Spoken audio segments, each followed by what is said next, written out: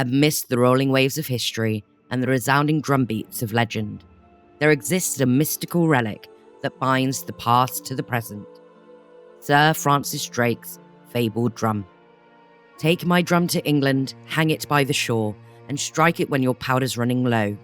If the dawn sight Devon, I'll quit the port of heaven and drum them up the channel as we drummed them long ago. Sir Francis Drake is best known for calmly finishing his game of bowls on Plymouth Hoe as the Spanish Armada sailed the English Channel. After his death, a legend arose involving a drum, emblazoned with his coat of arms, that reputedly accompanied him on all of his voyages. This was an early European side drum that dates from the 16th century. The coat of arms that decorates it was added in the 17th century. It's genuinely believed that Drake's drum was among 13 drums rescued from Hawkins and Drake's fatal last voyage to the Caribbean in 1596. Shortly before his death off the coast of Panama, it's said that he ordered the drum to be taken to Buckland Abbey, his home in Devon.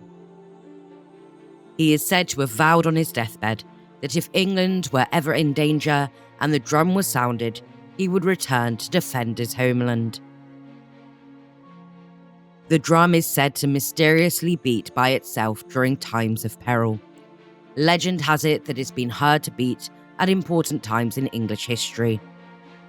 When the Mayflower left Plymouth for the New World in 1620, when Napoleon Bonaparte entered Plymouth Harbour as a prisoner, in 1914 on the outbreak of World War I, in 1918 on HMS Royal Oak just before the surrender of the German fleet, and during the evacuation of Dunkirk in 1940.